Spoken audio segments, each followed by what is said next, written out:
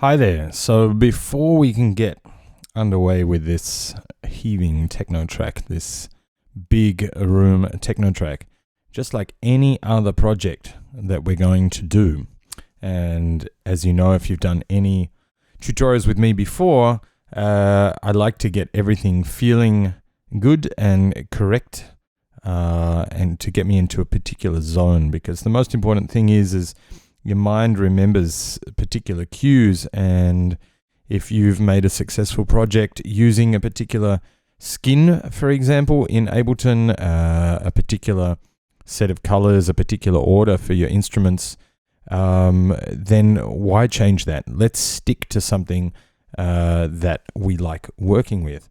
So the first thing is this is a new project, as you can see here, and I'm going to just go into up here, live preferences. The look and feel is the first bit you can see here. And as you go down, you can have a look. There's the theme, brightness, color intensity. This is how I've got mine set up. There's a midlight, which I think is the default. I prefer it a little bit darker. And I guess it depends how you have it set is going to affect a little bit your mood, because when you look at your field of vision right now, most of it is actually consumed by the computer screen. So it's best to get something that is easy on your own eyes, as well as something that's going to inspire you to work a little. So yeah, anyway, go in here, check all the other bits and pieces that you need to, your audio, what MIDI equipment you've got connected. And that is always my first tip to start any project. And of course you can save projects as templates to use further down the track. Here we've got MIDI, audio, a couple of effects, which is pretty much standard default. I'm going to load up this project because the whole approach to this techno track is that I really want to go down the path of being quite stripped back in our methods and processes. It's great to get complicated, but it's good to build on the foundation of something simplistic. And we're aiming for impact with this kind of track. This is a track that you could play or could be played in a festival, on a techno stage, something that is big sounding, and something that is simplistic but has an impact. And I'm just going to go here and let's load up this one.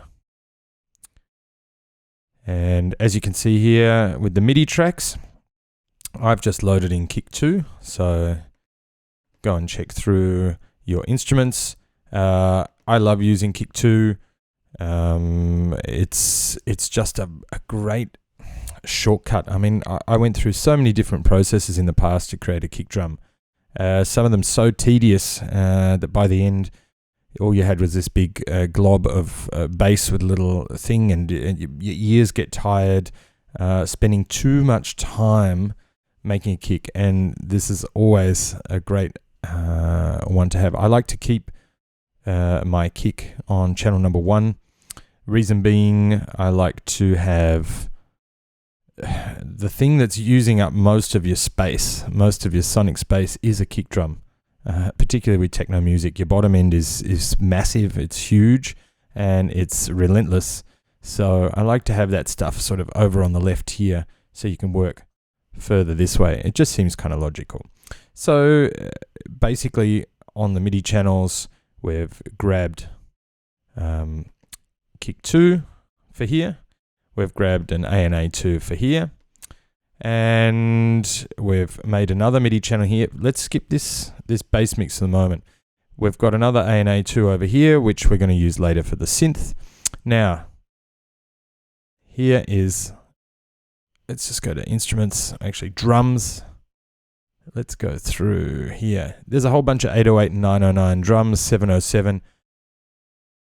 These come with Ableton. You can choose whichever one you want. You can use your own drum kits, which I tend to do sometimes as well. The main thing is I would say at this stage, let's load one up here so we can see how everything works here. So grab one of those and put that over here on a channel. And I've got an audio track up here. I've got a few bits and pieces ready to go here, but basically this is going to be some extra drum sounds and whatnot. And just to reinforce this fact here, this is all we are going to use. These tracks, these channels, this is all we're going to use for the creative process for this techno track. We're going to limit ourselves. I find that sometimes in the creative process, it's good.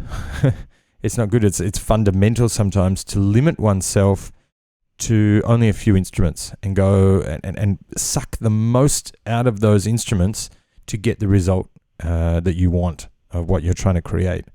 Techno relies a lot on, well, I would say less traditional musicality, obviously, but more on how frequencies work with each other and the sort of feel or impact they're going to have when they're thundering out of a massive array or speaker box somewhere in a club. And the more, I mean, it's basic maths. The more instruments and the more sounds and the more things you add to those, to all your frequencies and how they work with one another, the muddier, the higher the probability is for your mix to get muddy, for your ideas to get a bit confused, for you to lose direction, not only in an engineering sense in how it sounds, but also perhaps in how you want the impact of the track to be. So we're going to go here, kick. This is going to be we're going to use a bass line with the A&A2 here. Now, going over here to the bass mix, if you just want to have a look here in the project setup, switch the monitor to in, down here, audio from external in because we're bringing these in, and audio to bass mix, if you have a look here. So to make this bit pop up, you just go down here, I/O, in, out. So this is all your ins and outs, and I love using these for audio, for MIDI, to generate certain things. We're going to do this also with the MIDI later on between the bass and the synth. I like doing these kind of things. So you don't have to copy and paste certain things all the time. And with audio here in this capacity, I want to hear how the kick and the bass line sound together constantly. And so as we delve further into this tutorial, I've just I've actually modified an existing rack that had a different purpose that I have collected along the way, and I've modified it into a thing, into a rack that I like to use to help mix my kick and bass and give some saturation and sort of rock those low frequencies, make them really impacting and big. So this is our setup.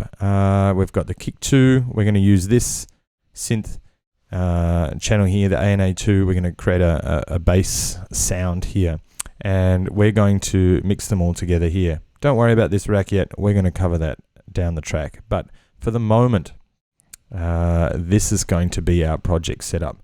Just 1, 2, 3, 4, 5, 6 instruments. And don't forget this 808 over here, 808 magnetics that comes with Ableton. I've also modified that a little bit too, some bits and pieces with volume and also with the return channels. Again, we can have a look at that all when we're doing the drums, but I just want to show that this track, which we've heard in the intro and the playthrough, is literally, it stems and comes from just these channels. That's it. There's no other thing going on here, and I've on purposely limited myself when making this track and creating it to limit myself to just this. So last thing, change the color of things here. Obviously you can do greens, blues, whatever makes you feel comfortable. I tend to keep sort of like a kick drum or drums here, neutral colors, sort of dark gray, medium gray.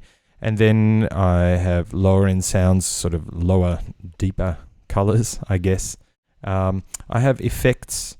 I like to keep neutral as well, whether they're white, so it's sort of a counterpoint to the other things.